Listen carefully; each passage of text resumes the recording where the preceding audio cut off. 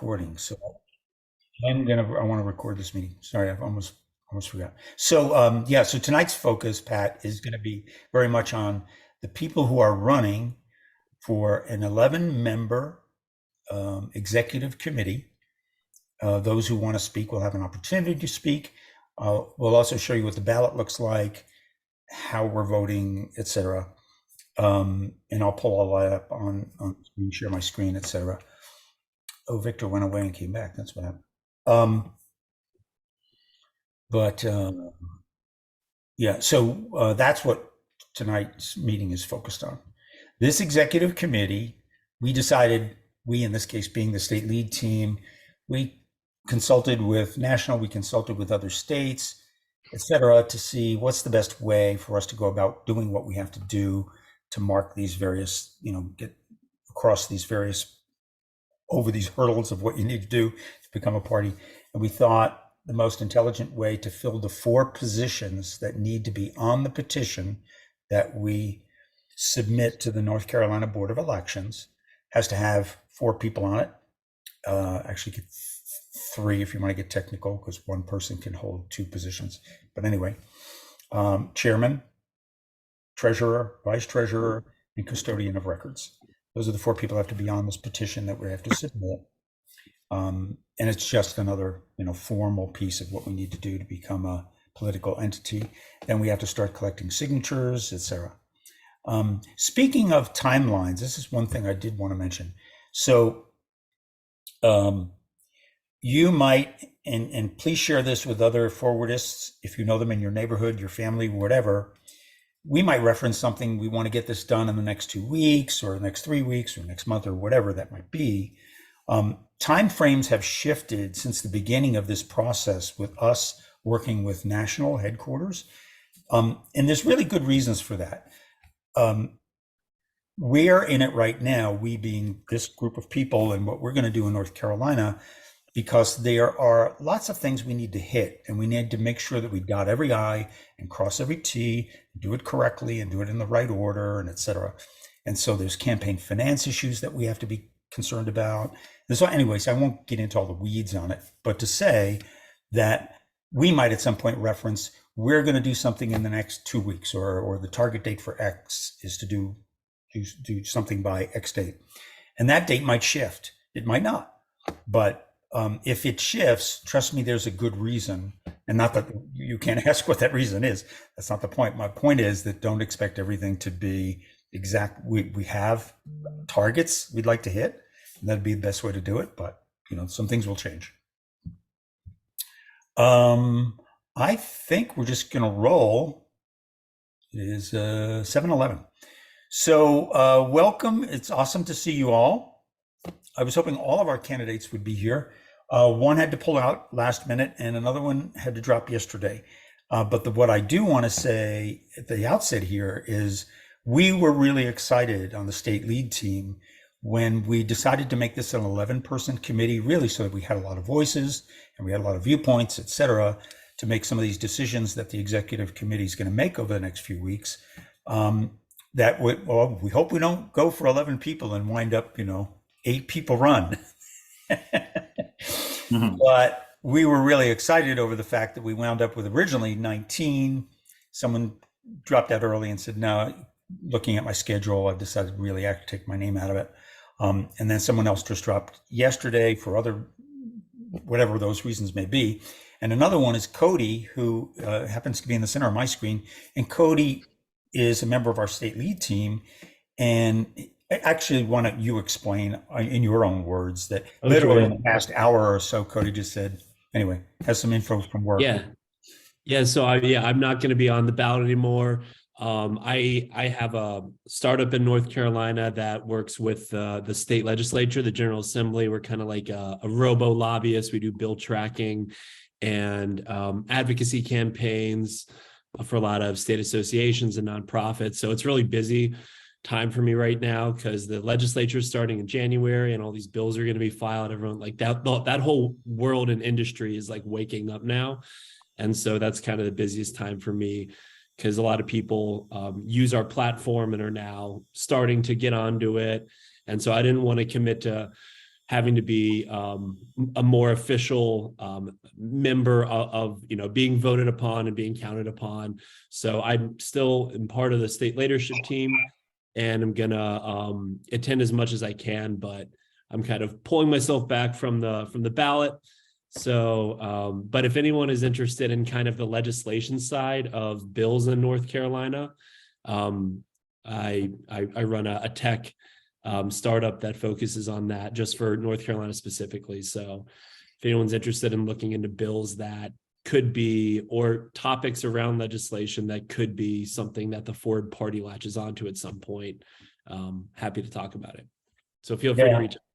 And it's an awesome piece of software. It literally tracks the bill in real time of what's going on with it. So if you want to know, Bob, I don't know if you've already made a connection. I think you did. Did I put you in contact with Cody? I don't know, but I should. You should. Yeah. And also just quick plug, the other thing is the newest thing we built is so the committee meetings in the General Assembly, they live stream them on their website, an audio stream, and they also have YouTube videos. So for any political wonks who watch that stuff, but as soon as the live stream is done, they take them down and there's no archive and you can't see them again.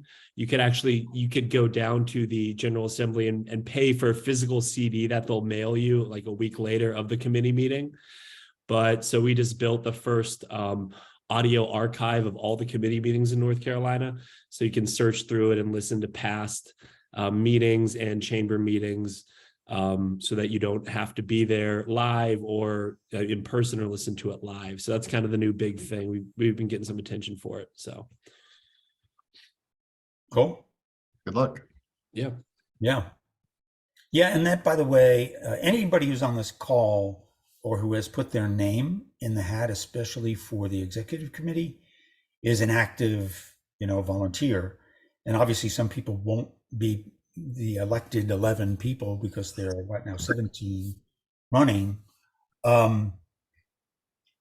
We're glad to have all of you involved, and so however the vote turns out, which I'm about to pull up that, and we'll go through the process. It's relatively simple, but also a bit complicated if you want to really dive into the weeds. But I just want to thank everybody that's on the call to be involved to this level, because it's important. And yeah, I was excited last night on a national level to see what's going on. And it's going to be a very, very difficult build, but I just like the people that this is attracting. I just like the people. And we disagree. Some of them come from Republicans. In some ways, I've heard some arguments of people saying, "Oh, it's the Democrat." It's not a bunch of Democrats. It's not a bunch of. It's really a pretty broad mix of people. I think we're probably, I don't know, maybe a 50-50 split for all I know, but it's not an offshoot of anything. It's just people that are looking at the political landscape and the system in particular and saying, we've got to fix the system. Mm-hmm. If we don't fix the system, we're just going to get more and more of what we've had for the past number of decades. And it's really not working for people. It's working for some people, but it's a very small subset of people. So anyway, all right, I'm going to pull up. Let me get this. Wait, do this first. I'm going to share my screen, and we'll pull up what you will be getting in the mail. We'll actually go through the steps and the voting process. So let's see. Can everyone see the ballot? Put this out of the way. Can you all see that? Yep, I can. Okay, so yeah, all right. So this is the voting guide. This won't be this section. Won't be on your actual ballot, or will that? Actually, I should check with Victor. Will this voting process part that be on there? Victor, what's happened to Victor?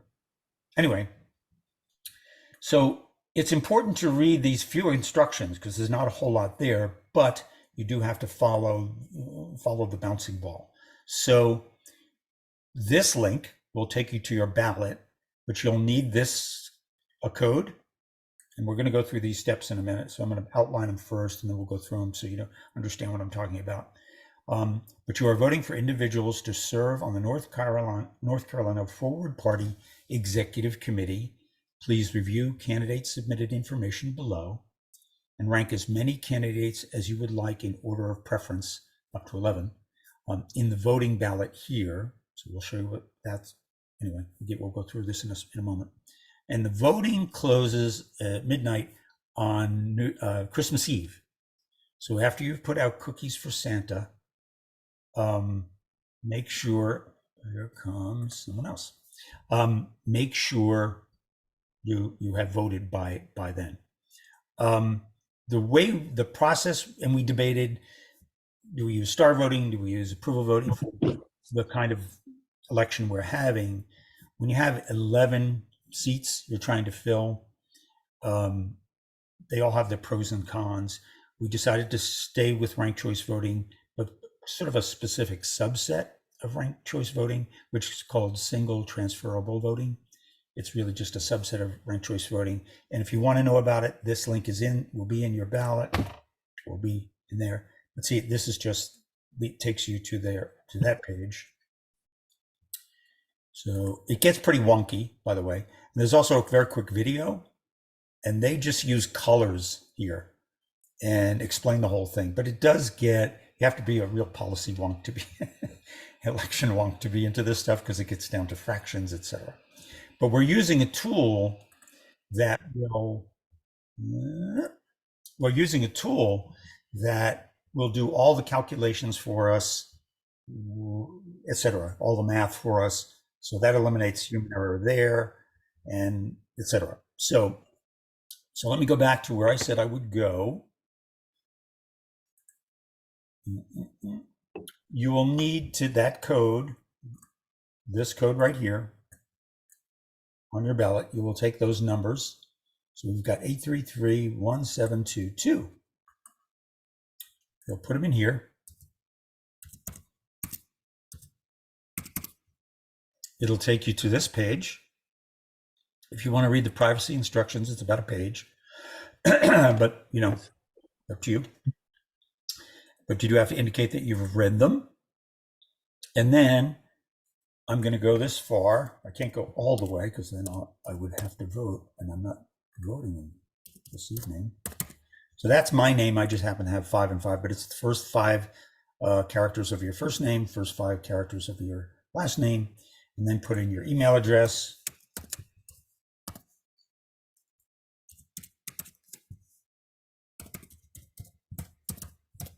I got misspelled.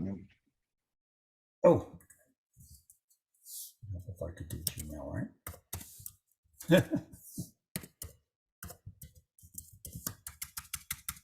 Hallelujah. All right, so I'm going to tell to send me a code.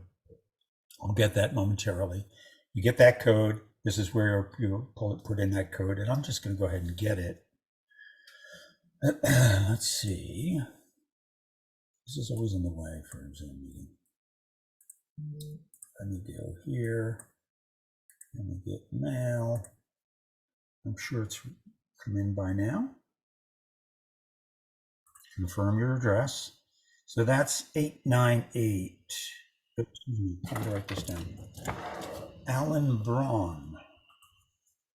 I don't trust my memory. I'm going to write the numbers down. 8939771. All right. So I go back over, to there. 8939771.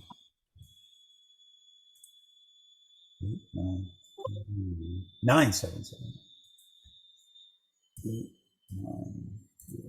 8939771. Go to my ballot. So that's what you'll get on this screen once you take those steps we just went through. Go to your ballot. This may look more confusing than it needs to be, but it's really not. Here are the names of the people who are running. And you have 11 people to fill in.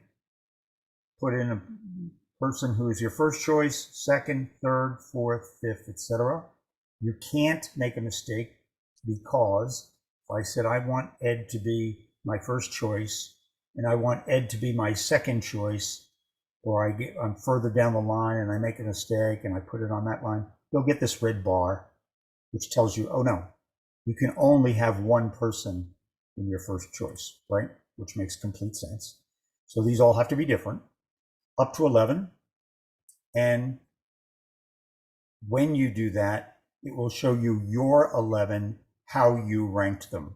I would suggest that if you can, take a screenshot of this and just save it, so that these people are listed how they're listed on the ballot over in the light blue.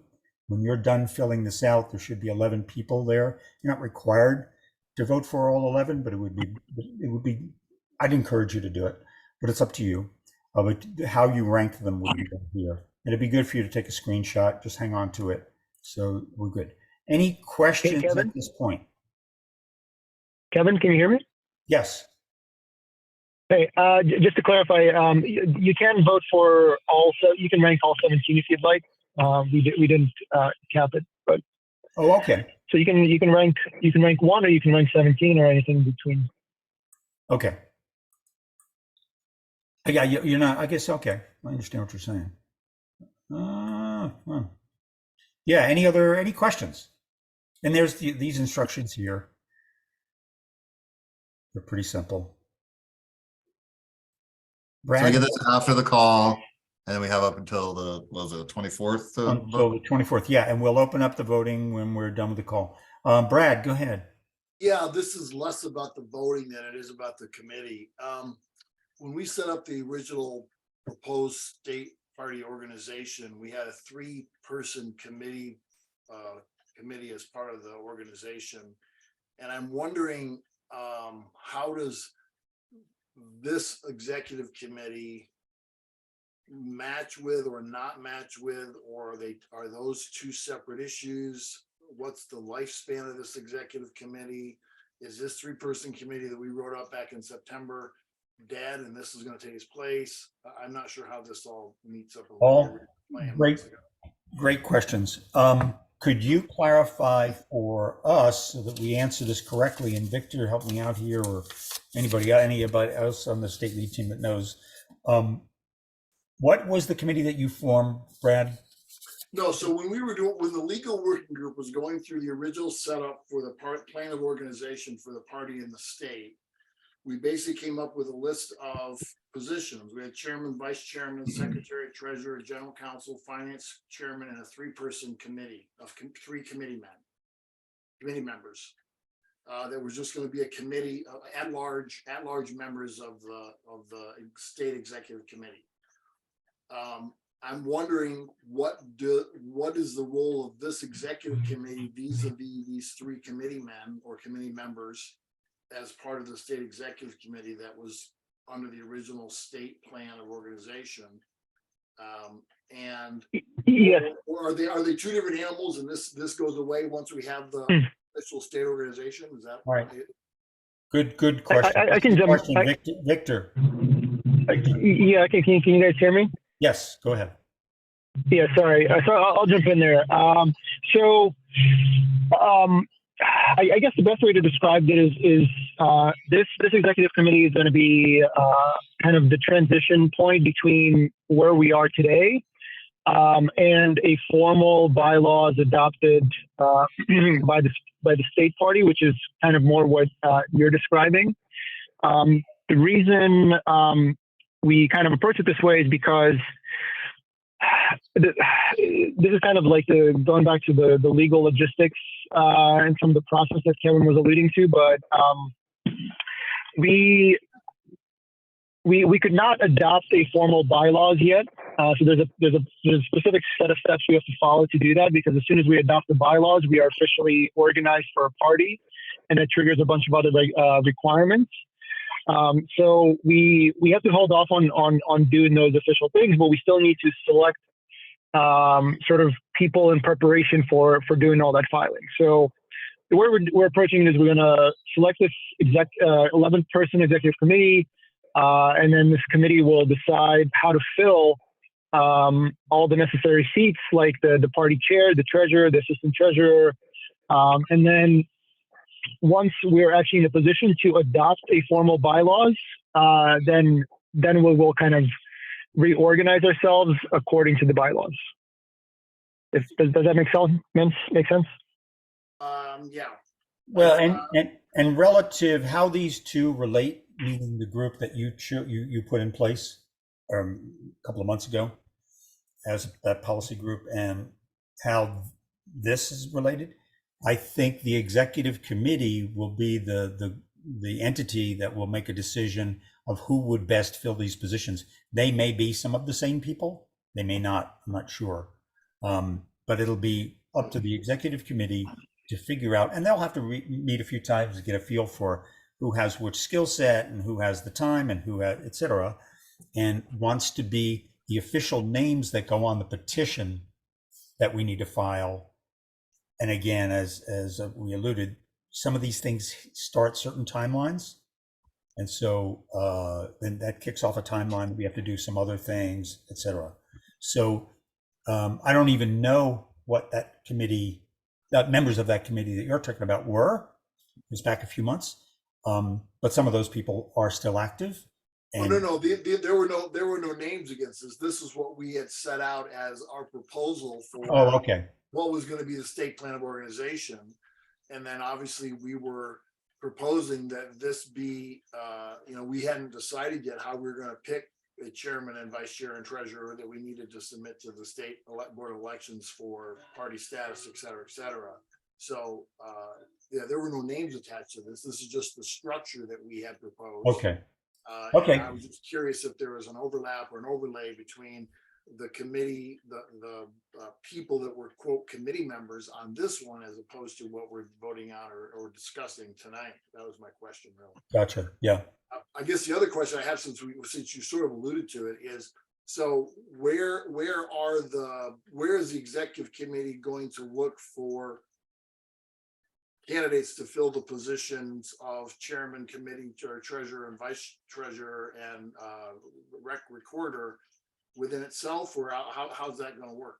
Well, in the we had. I realize I haven't like you haven't met, so that's a perfectly legitimate answer. Just say we don't. No, we do. Yeah, we do. We sent out actually.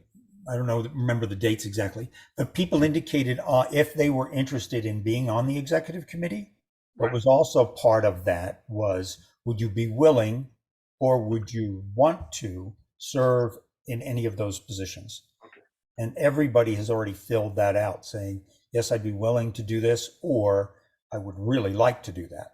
So, So we will pull from the executive committee will pull from that pool of people. I also would like to see them, but again, it's up to them to look at the structure that you guys put together and say, when do we want to, put these other pieces in place?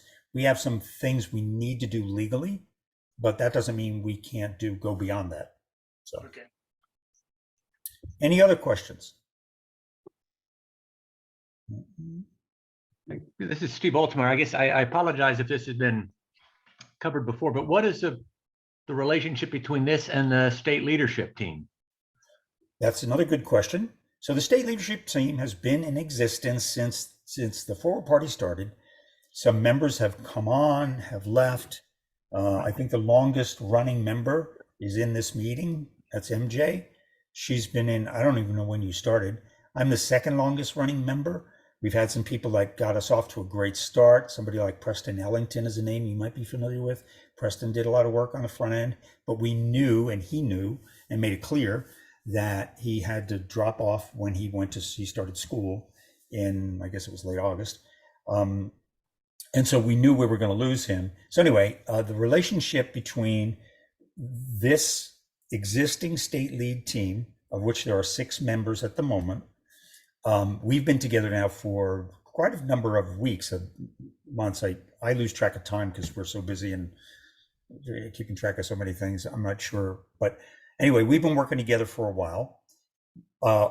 Most of the state lead team has put their name in the hat for these positions, and there's for positions on the executive committee, and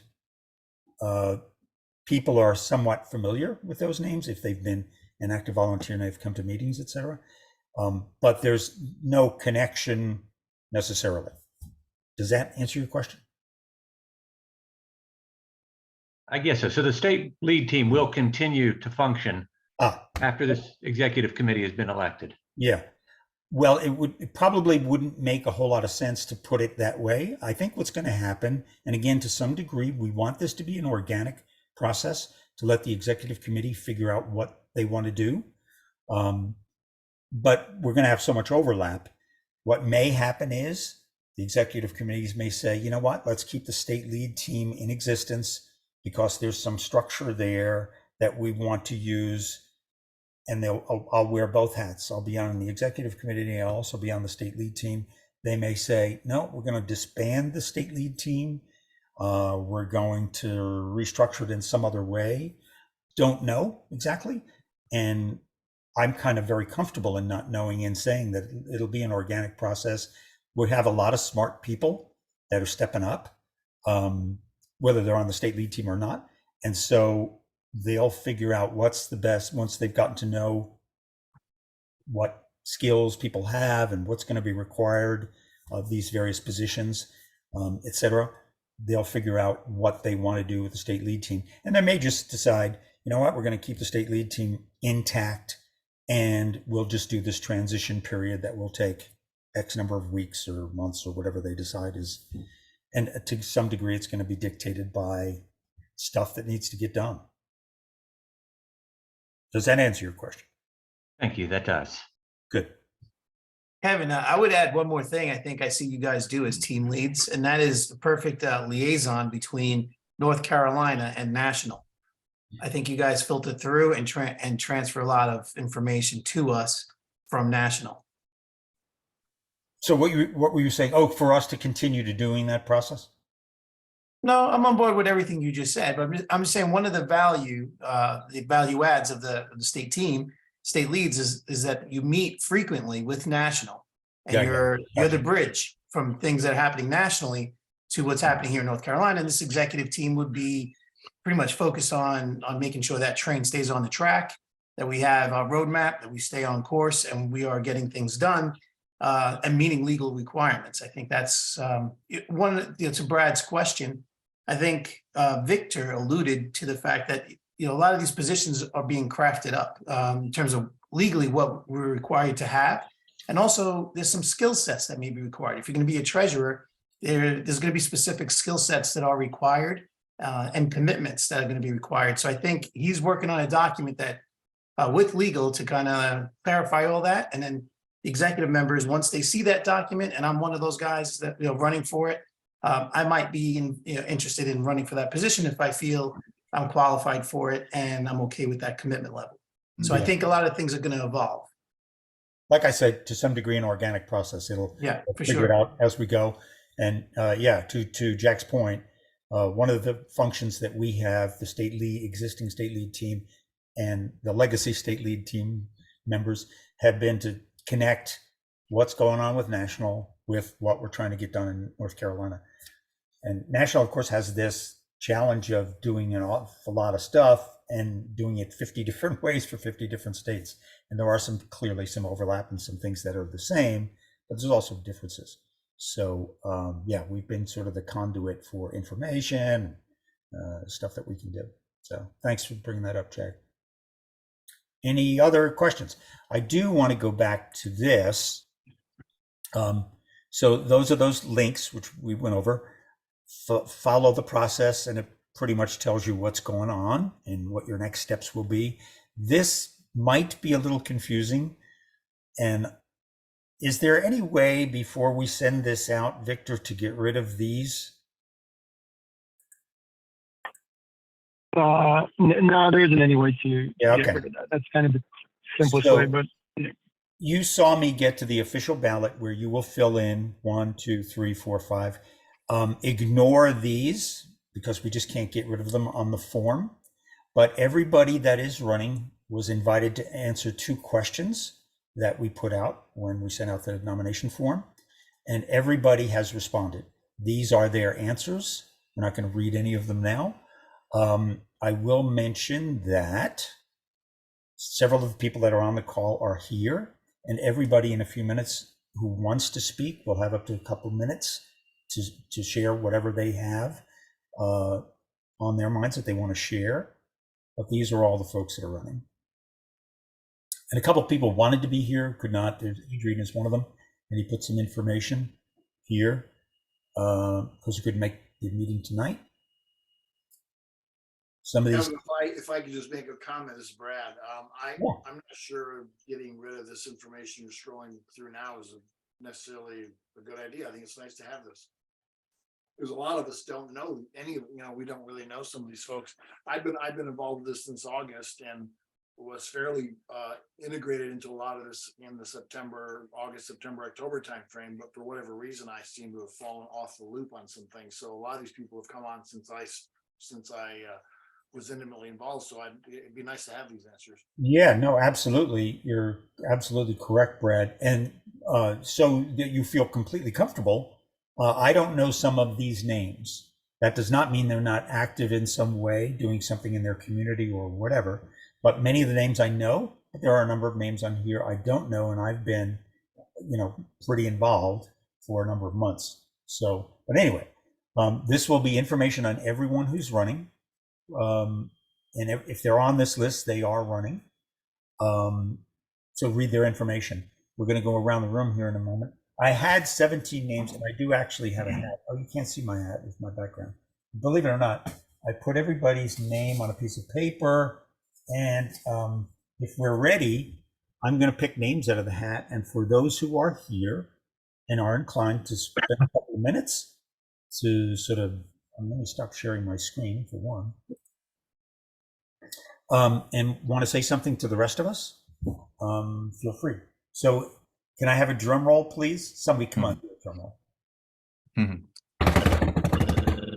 All right. Lauren Davis, you're up first, if you want to speak.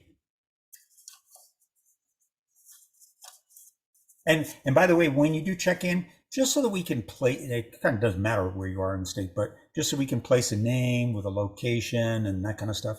Say your name and where in the state you are.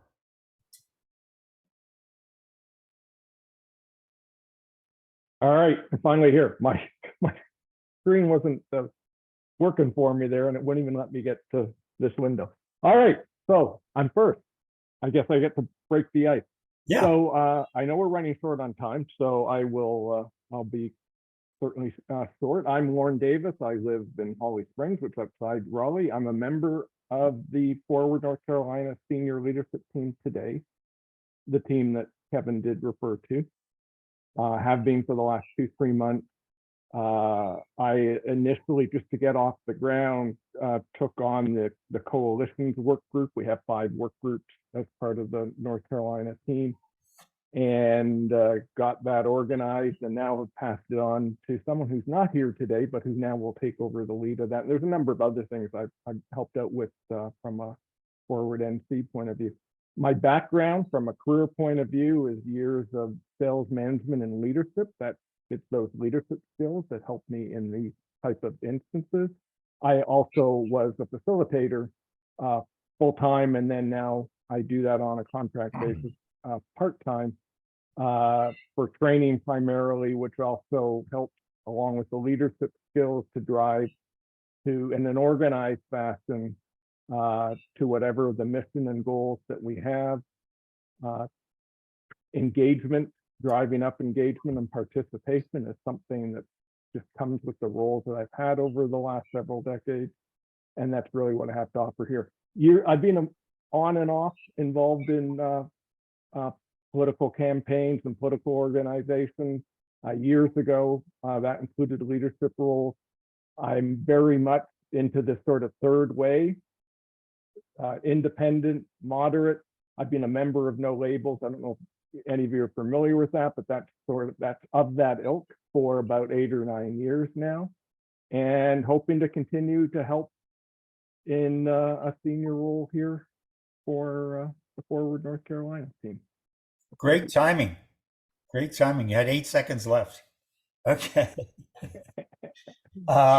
Who's next? Walter Weeks. And Walter is here. So unmute, say hello, tell us where you are, and launch into whatever you have to say, if you have something to say. Sure. I'm actually from Coates, North Carolina. I'm the former 4-term mayor of Coates. I'm interested in trying to represent the local and help the candidates for local election. I have a bachelor's degree in business administration and master's in counseling. My career was in human services, running mental health and developmental disabilities programs, public and private nonprofit. So I'm retired. I have a lot of experience in economic development, planning and zoning, working on volunteer boards such as hospital boards, things of that nature, economic development boards. I think I can help candidates who are running for local election. I also want to represent the rural areas of the state. In Harnett County, we're between Raleigh and but really want to help boost Forward NC any way I can. And I am not interested in running for election for public office anymore. I've done that. I'd much rather help support other people. You were a mayor from? Yes, mayor? I was mayor of Coates for 4 terms. I've actually run for election 5 times, once for commissioner, 4 times for mayor, and I've won 5 times. So I decided that I would practice a form of self-imposed term limits and step aside else to run. Well, we would love to hear that out of Washington. Self-imposed term limits. All right, thank you all. All right, let's go. Who's next? Edward is not here. Edward Patterson. Victor Hurst is here. And is it Horst or Hurst? How do you pronounce your last name? Hurst. Oh. Cancel. Hurst. Okay. Stop. Stop, I said. Stop. All right. What's that doing? All right.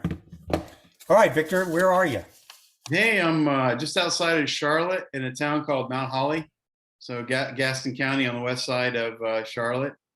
So I'm kind of new to the Forward Party, but my interest in kind of getting rid of the duopoly goes back to, I'm sure some folks here are familiar with the name Catherine Gale and the kind of the white paper she wrote with Porter. It was kind of Michael Porter. That's kind of how I got into what can be done to end the duopoly. So my background, it's an engineer by training, but my career's been in sales and business development. A lot of project management skills associated with that. So just looking forward to helping out all I can to see what we can do to make the Forward Party a real thing here in North Carolina. Thank you, Victor. Don't get confused between VIKTOR. Well, if it makes it easier, you can just call me H. Yeah, he's not here. Lori, you're up next. Okay, hi everyone. My name is Lori Easton. I'm, I think, the newest member of the senior state leadership team. I've been involved. I was just looking at the date the other day, since about mid-August was the first time I think that Kevin and I chatted. Anyway, I live in Durham and I'm now retired, but my career has always been with the federal government and nonprofit sector in leadership positions. Those leadership positions in finance and administration have really given me a broad breadth of experience as far as what oversight from everything from finance to compliance to facilities to IT to fundraising to marketing and communications. So I also have good strategic thinking skills and that ability. So I want to be a part of this movement, and truthfully just felt I could add value, in some areas. So thank you. Thank you. All right, let's see who's next. Barney Johnston is not here, but you'll see him on your ballot. Nor is David Buckland, I don't think.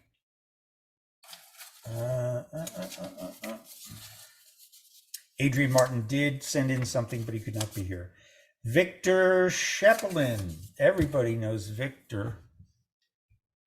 Yeah, hey, how's it going, guys? My name's Victor Shepelin. Sorry, I'm in my car on the side of the road right now, so video won't do too much. But yeah, I'm really excited to run for the executive committee. I'm in the Forward Party. I think probably as many of you, I followed Andrew Jensen's presidential campaign. I think kind of everything that they've laid out in the Forward vision in terms of, kind of the causes of our issues and the types of solution and how, we should go about fixing our political system. I really resonate with me and they make a lot of sense. Professionally, I spent my career in kind of product development, business development, project management roles in finance and technology. I'm currently on sabbatical or career walkabout, whatever you want to call it. But, one of the things that I wanted to do is get more involved in political action. And I got involved with ranked choice voting in North Carolina. I'm on the executive team for Better Ballot North Carolina, which is the ranked choice voting focused nonprofit in the state. And I really, I've participated in a few of the working groups, but really I think kind of found the best use for my skills in the state leadership team. And just kind of helping to put in kind of the processes and get organized and come up with the roadmaps and kind of do a lot of that kind of detailed type of work. And that's what I kind of hope to bring to the executive committee and continue as we're really kick into the official party formation process. And, I've just been really energized by sort of interacting with everybody in the movement. We talked about the national call yesterday, but it's just really exciting to see, there's groups like us in every single state pretty much right now. And it's just a lot of like-minded people. And I do think we have a real chance to, make a positive impact. Very cool. Oh, and Victor, say where you're from.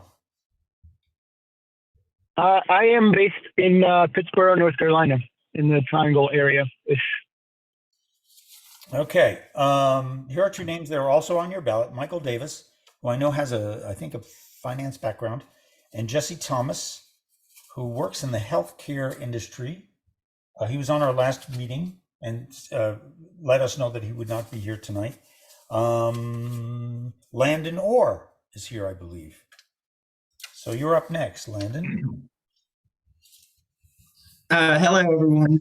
My name is Landon Orr, and I'm currently based in Western Carolina University. And I'll start off by saying that most of the reason I've known about the Forward Party for quite some time now, and I've sort of dabbled in it, obviously not to the degree that some of you have. Most of my volunteer work has been with Youth of Ism, which is an organization that's was created actually to spread nonpartisan education. And I've been on their national advisory board for about 3 or so years now.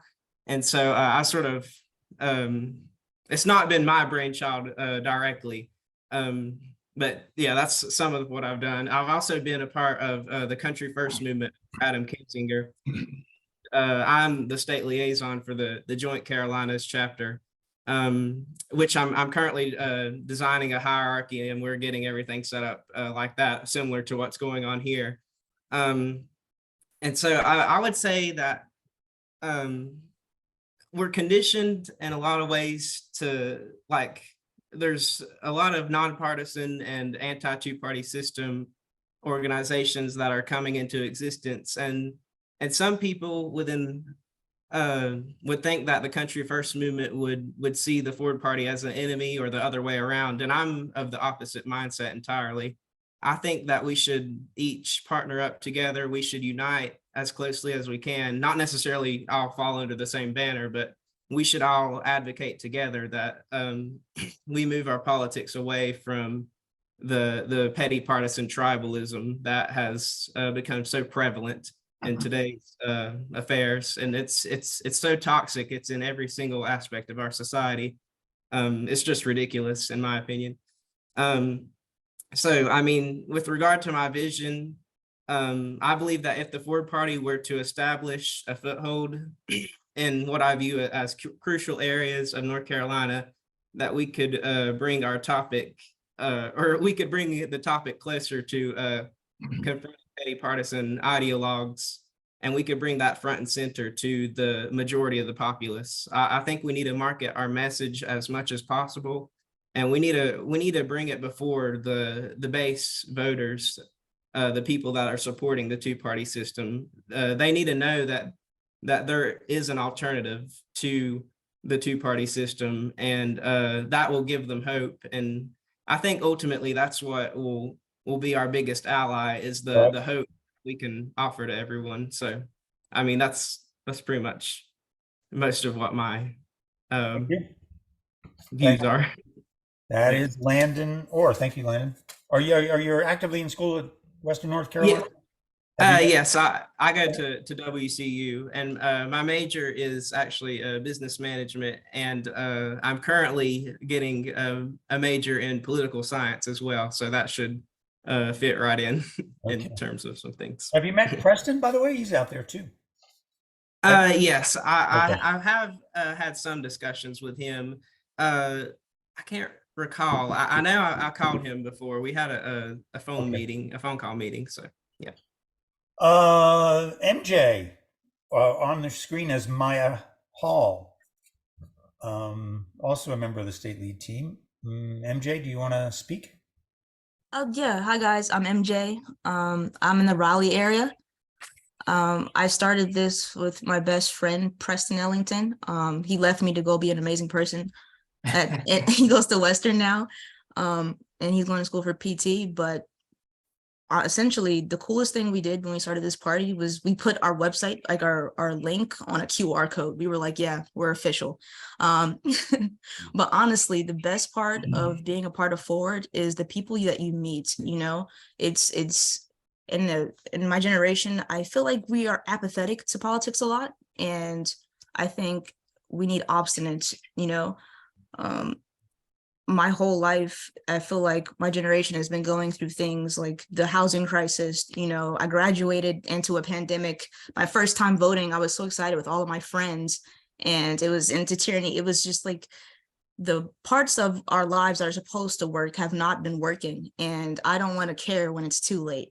You know, I don't want to care when I'm old and I'm trying to make a family and, you know, things are still the same. And I want to be an active participant in my life, you know, whether that's with 5 people, whether that's, I want to build a community where we're all trying to make our democracy better. And that's what Forward has given me. And I'm really proud of that. I'm really happy to be a part of that, you know. So what I have to give to Forward is that I'm willing to dedicate my time, and I'm committed to this wholeheartedly. And I won't say what I can give to Forward, but I will say what Forward has given me. And it's given me a chance to be an active participant in my life, you know, to show up for myself and to meet all these amazing people. Like the first time we had a meeting, it was like, okay, how are we going to get some more state leads up here?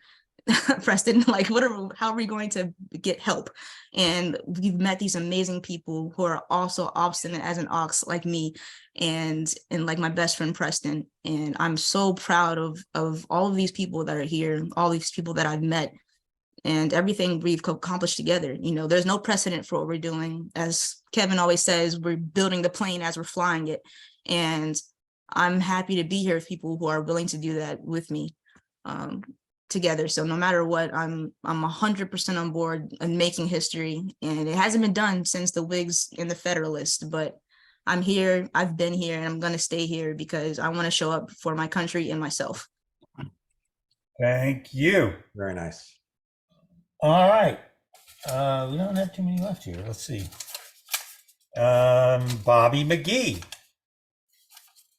Hey, I'm Bobby McGee. I have 25 years in public relations and marketing. In public relations side, I've gotten my clients on the front page of USA Today. I got them on ABC Nightline. On the marketing front, I've worked for startups to large global companies where I run digital marketing campaigns. I run in-person events, just you kind of name it. But I've done it, trade shows, so forth.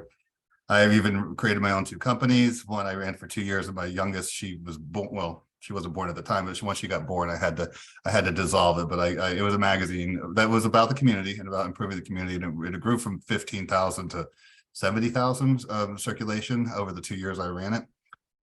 I've started another company recently, which is doing well already. I live in downtown Raleigh, so I've been in Raleigh for 10 years, downtown for 4. I can literally walk to the Board of Elections in 15, 20 minutes, something like that.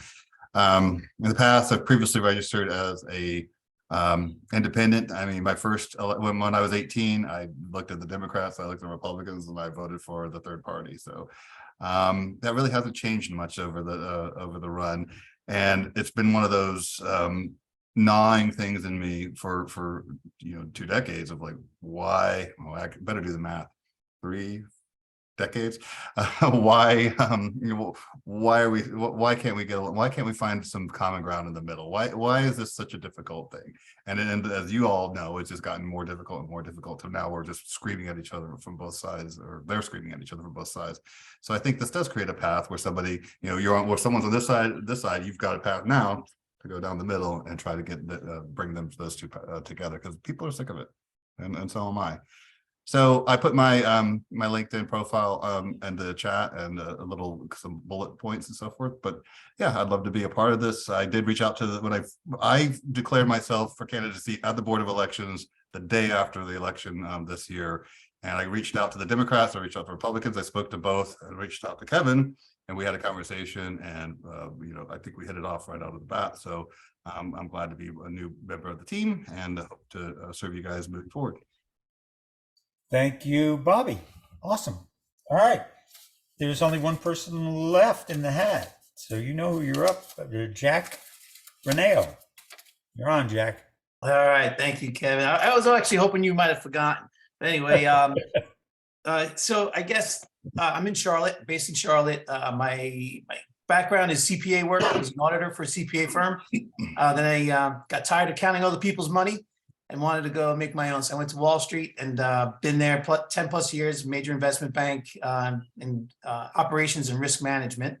I did a bunch of things there, different capacities, but ultimately I've always been a business guy. Today, I have a lot more free time on my hands. I work for myself in real estate and stay home dad and try to manage everything else. And never really liked or enjoyed politics. I thought that was something for the debate club, and where there's a lot of talking and nothing gets done. I've been a results oriented kind of guy. I want results. And I think, seeing what I see now that I have more time following politics, it's alarming to me to see that. I always thought someone else would do it. Other people from Harvard and all these Ivy fancy schools would fix things. I didn't have to. The average guy doesn't really have to do this. There's smart enough people out there that would do it. And then I've been saying that to myself year over year, and it doesn't happen, and it's not happening. When I see is, some of the best solutions are coming from your everyday folks. So, it kind of inspired me a little bit. I also, knowing some soldiers, they kind of relate to me that we all have a civic duty really to participate and guard democracy in one capacity or another. So I feel like, I've been free riding for a bit on other people's efforts, and I'm willing to go ahead and bring, my expertise to the table.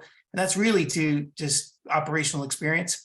We, at investment banks, many times we send trains down the track and literally lift the track up as that train's coming.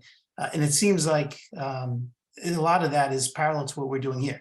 I also have a master's in entrepreneurship, wanted to start my own business and work for it. And I didn't want to do that quite yet because it took me too far away from my parents and my children. So being a part-time stay-home dad, I wanted to have that flexibility. So I didn't start my own business. And instead I find myself dabbling here, which is a lot like a startup. And it's kind of appealing to me in a lot of ways, on a civic level, on an entrepreneurial level, on an operations management and risk management level. I think there's a lot of synergies here. And I enjoy everyone we met. Like there's a lot of good people here doing good things. And it's reinforcing the good feeling that I have that, hey, there is hope out here. We can fix this. And I just think that if you really think about the problems we have, the Forward Party really breaks the logjam. We have a gridlock. It's like mob bosses on both sides, party line votes, tons of pressure where careers are broken. If you don't toe the party line, it's pretty frightening. And we are still, as the United States, the leader of the free world. People do look up to us from outside. I have family in Italy. I have family in Egypt. My wife is from Egypt. And my best friends and neighbors are from Argentina and Brazil. So I have a unique insight as to how outsiders see us in the United States. And they do look, and they are watching. And sometimes they're horror at some of the things that are happening here because they aspire to be like us. And I think the Forward Party is a huge opportunity. It's a historic opportunity to break the gridlock and the logjam. And by creating that major party up front, and also by opening up the primaries, I think that is a huge deliverable that will change the game for us here and for everybody watching and trying to fix their own democracies. That has huge implications to them as well. So I think I'm hugely motivated. I feel like it's my turn to participate here in politics and try to help out wherever I can. And I'm stepping forward here as executive member. And because of my CPA work and audit trails, I'm a huge fan of communication and transparency. And communication is, from operations perspective, keeping everybody on the same page, communicate the roadmap so everyone knows where we're going, and just to manage expectations so people aren't frustrated. And I think you need that for when it's a little chaotic. And the startup that's really where we are. You need a lot of that organizational discipline. So I'm hoping I can bring that and help you guys out by bringing those skills to the table. Thank you, Jack. All right. Thank you. Hey, Kev, I might be off to a bad start here, but I thought actually I was on the ballot, but I could be wrong. This is Pat Newton in Raleigh. Oh, Pat, I didn't know you got on the call. Where are you? Where are you on my screen? Pat, I'm sorry. Go ahead. Yeah. Hi, everybody. Hi there. And where are you? Where are you, Pat? I'm in Raleigh, North Carolina. We spoke a little bit at the top of the call. Okay. So right. I mentioned I'm originally from New Jersey, but been here for about 15 years now. And North Carolina is certainly our home. So on the personal side, my wife and I have been married for 27 years. Our kids are a little bit older now. It's exciting hearing the young people speak today and brings back memories of old times. And my kids, my daughter's at UNC Wilmington. She's a junior there. And our son's a senior at Wakefield High School here in Raleigh. So on the business side, I've owned different businesses, worked for large companies, small companies, a lot of experience in sales and business development, like a lot of people on the call today, but also work with a lot of nonprofits focused on people with disabilities, developmentally, veterans and the homeless, I would say, are probably the three areas I focused. But I have to say, I'm really moved by this call tonight to hear everybody and hear the different stories. I'm very new to the Forward Party. I'm going to tell you exactly how I got involved in this and what I'm hoping maybe I can bring to the table. I studied political science when I was much younger. I've worked in Washington, D.C., worked on campaigns, left all that. Now in the last few years, I've gotten back involved, have a small podcast, and recently decided I really want to look at possibly running for office. So I heard Christy Todd Whitman, who I mentioned earlier, heard her speak and got very excited about this party. So for me, the one big item for any third party is being viable enough that people will vote. The state of North Carolina, we have more registered independents right now than we do registered Democrats or registered Republicans. So the people have spoken. We all get it. We all, are saying the same message. The reason people won't vote for us is because they don't believe we can win. And I could go in a lot more detail, but I don't want to waste people's time. But I do want to share with you the thought that I have, and it evolves around term limits. I think if we could add term limits to our platform, 86% of people, regardless of party affiliation, want term limits in our country. Yet, as we speak here tonight, there's 10 members of Congress who have been in office for 40 years or more. 5 are Democrats, 5 are Republicans. We're all sick of it, and we've got to change it. So I think if we can get an amendment for the state of North Carolina to push term limits and make that the focus of the forward party, then we could blow this whole thing wide open.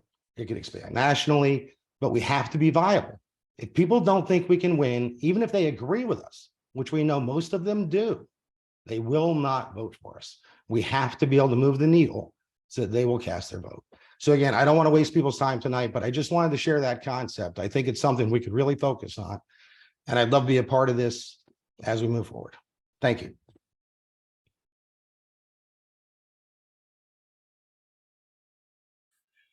Thank you, Pat, and thank you, everyone. So these are the kinds of people this party is attracting. How the hell could you not want to get on board? These are the kinds of people that, and we are tired of the way the system has been working, and it is going to be a big lift, as Pat has just referenced. We need to be viable, and it's going to be a fight, and we're going to run into some big roadblocks when we start to become a threat. The Republican and Democratic parties are going to do everything they can to have the system remain the way it is. So, and the other thing I want to, since Jack spoke just before you did, Pat, we have had, I forget who used this phrase around me the other day, but I can't remember who did it, but the luxury of apathy. This country has had this incredible run as being this global power, a magnet for people all over the world, et cetera, et cetera. And we've kind of taken it for granted for quite a while. And when I was hearing Jack talk about, it's my turn, and it's our turn, especially young people. So I'm glad there's a lot of young people involved in this party. And the more young people we get, the better, as far as I'm concerned. We can't let other people do it. We have to do it. And if we decide to just leave it alone and we want to be apathetic, this is what we get. It's exactly what we get, is what we've got. And creating a circumstance where somebody like Donald Trump is elected president of the United States, which is bizarre when you think about it. I mean, it's bizarre. So thank you all for being involved. Thank you all for speaking. Hey, Kev. Yeah. Hey, Kevin. I think I just want to give Alan a minute or two to introduce himself. He put in a comment in the chat. Alan, you want to say hi? Hey guys. Yeah, hey, go ahead. Yeah, so I'm kind of new, to be honest. To introduce myself, I'm 31 years old. I'm born and raised here in Charlotte, North Carolina. I saw Andrew Yang make a post about it, and I've just been thinking, who is doing this for so long? Where is this happening? But just never really thought of like the means behind it. I mean, when I was 18 years old, I did not vote because, to me, immediately when I was 18, the indecisiveness caused me to be like, why am I doing this? Like if I don't know the name behind who I'm voting for, then how on earth can I feel confident in them and everything? But that was too young, right? But then ever since the age of 18 to 31, I still have not voted. And I'm prepared to not vote until there is a third party candidate. And I'd love to make it clear that I don't want to step on anyone's toes. I don't need any kind of management position or anything. I mean, even if I'm just like a point of advice for you guys, I am happy to do it. That is the bottom line. Whatever you guys want me to do. I might not have the experience that you guys may be looking for, and that is totally okay. But I'm prepared to be candidate if you guys want. I'll run the ballot. That's how fired up I am about this. I am angry, okay? And it's not angry like violent, okay? It's angry like determined resolution. I'm not going to stop. Do you know what I'm saying? My parents are in West Jefferson, North Carolina, Anson County. Ironically, my mom was always a conservative. My dad was always a Democrat. It was the funniest thing ever. Every year they went to the polls and canceled each other out, and their son never voted. And so it's like, and here we are, 10 years later, my dad is not doing very well right now. He was always the Democrat behind things. And to just look at like where we have gone at the end of the day, I am not upset at Joe Biden. I am not upset. I'm not really upset at any major party specifically. But I do absolutely hate Donald Trump. I mean, it's not a hate thing. Okay, because here's my explanation. Economy, good. Industry, great. Civil divide, absolute nightmare. Okay, that's all I got to say. There is absolutely no reason for racism in politics. There is no reason for, I mean, truth be told, as much as I'm raised Christian and I would lean towards Christianity, I don't think religion should really be poured into that to the ends of the earth. I mean, don't get me wrong, like we can all like, say Christianity, we can do all of these things, and I totally respect that. But I think that the more we do that, we lose sight of helping the entire world. The more Democrats fight Republicans, the less we go to greater lengths, just to put it plainly. And like, I don't know, to give you a little bit of background, I was a mortgage loan officer. Alan? Sorry, I can stop. No, but I mean, do find a place to wrap up. Just wrap up with a closing comment. Just to wrap up, I was a mortgage loan officer at New American Funding here in Charlotte, large bank. It's been my expertise. I've been in the corporate world for over a decade at this point, in Charlotte. Sales, logistics, manufacturing, transportation, big business, small business. I've left my career at this point to pursue bigger things in the lending space. If that's what, my direction goes. Truth be told, it's funny, being a loan officer with this current market, because I wasn't mad at my company. I wasn't mad at any of the consumers. I was mad at the Federal Reserve, who the presidents don't seem to be paying any attention to. And so I'll end with that. Like, you got any point of support you guys, need, even if it's just getting us recognized as a party, if it's, that's it. By the way, that is exactly what we are working on. This executive committee will form the subset of people that will be put on a petition. We will submit that to the State Board of Election. We'll then have a couple of other targets we need to hit, and then we hit the streets, and we get 25,000 signatures of registered voters, not to be supporters of the Forward Party, but simply to say, yes, I think another option would be a good thing to have. And that's what we'll be.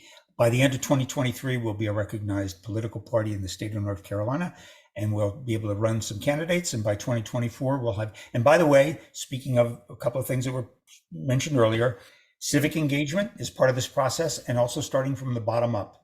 We are not focused on presidential elections. One day we will be, when that's on our front plate. Let's get people voted from the bottom up and build our communities. And it's not a spectator sport. It's a contact sport. So thank you all for coming. Hey, Kevin, one quick question. So who receives these ballots, and can anybody sign up to receive a ballot between now and December 24th? The ballots will go out to everybody that's on our list statewide. If you're not on that list, for example, Alan, have you sort of connected through the website? In other words, if I were to look in our database, would you be there? So I RSVP'd on the link from Andrew Yang. It's Let me kind of hard. let me Electronic ask you side let me is a ask little you to do different. this. I'm going to put my email in the chat, and if you would just that's just to con. Where's everybody? Okay, if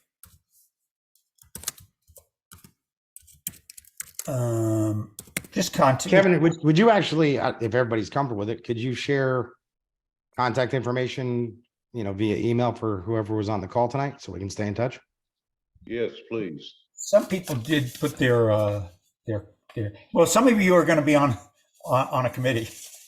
Some of you are going to be serving. Well, I mean, no matter where we all our feet land, if everybody could contact Kevin, make sure he has your email address, and then Kevin, if you could share that with the group, that would be great. Good deal. Just posted it. So there will be 6 people that are running that will not be elected. But they are active. If they've put their name in the hat, they're active, ready to be active volunteers. And so I thank them as well. Some of them aren't here. Anyway, we're going to wrap up tonight. Any other closing comments? Lauren, Victor? Hey, can I, can I add, Pat, in terms of getting in touch, people are putting their own email addresses in there, but I also encourage everybody to join our Slack and Discord channels. So that's like a more real-time way to communicate. So you can find folks on there. And we're kind of hoping to build that as a kind of a good communication channel. I mean, I'm happy to use. Sorry, I'm happy to use that channel. I don't have a list of the people. I've jotted down as many as I can. But if we can get a list of actually who's on the call, that would be great. But no big deal. I'm sure we'll connect. And is there information about the Slack channel and things like that? Is that on the website or somewhere? MJ, you got a minute? Slack link. Yeah. So if you go to forwardparty.com/North_Carolina, so that's our community page. That's where I believe most of you have joined our community by signing up through that page. And once you sign up, once you sign up and you go back there, it'll have some links, including the Discord channel, our social media handles and information. There's the email address for the state leads team, and we can always, you can always reach out to us, for anything specific that you're interested in. Yeah, and there's a few of, and I put my email in there simply because if you can't figure out anything else, contact me. We'll get you connected to where you want to be. Our job as state leads is to serve you, to serve the people of this state, to help facilitate the growth of this movement. That's what our job is. So, okay, y'all. Anything else? Closing comment? Anyone? Yes. Can you hear me? Yeah, go ahead. Just a quick comment to Alan. If you go in and vote and just turn in a blank ballot, you have cast a vote that you don't think they're not worth it. I am a firm believer in a blank ballot. It does count. It'll go Agreed. in that you have been there, you care enough to go, and by doing so, you're another person on there saying we need somebody else. It's an incentive for other people to come out, like the Forward Party, to come out and get going. I'll come out and vote. Just want to make that one comment. Give me something to vote for that I can be enthusiastic about. I'm tired of the gridlock. None of you need to be up there if you're not going to do anything. Right. By the way, I'm in Archdale, North Carolina. Okay. And your name is David. Thanks, David. Yeah, as I said before, I've voted in many elections, and I'm pretty tired. And I've heard many other people say it.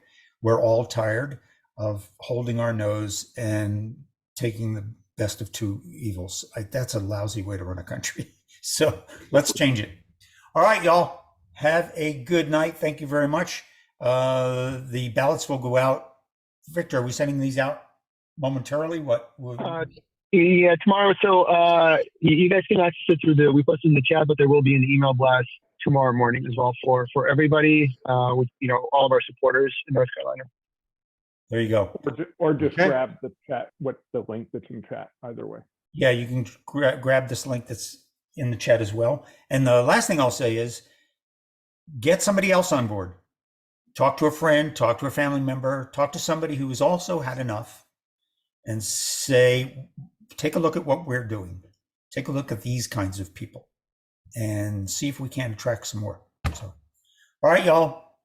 Thanks, Kevin. Okay, have a good night. Thank you. Have a good night. Night all, thank you. Night. Night all. Bye. Merry Christmas. Have a good night, everyone.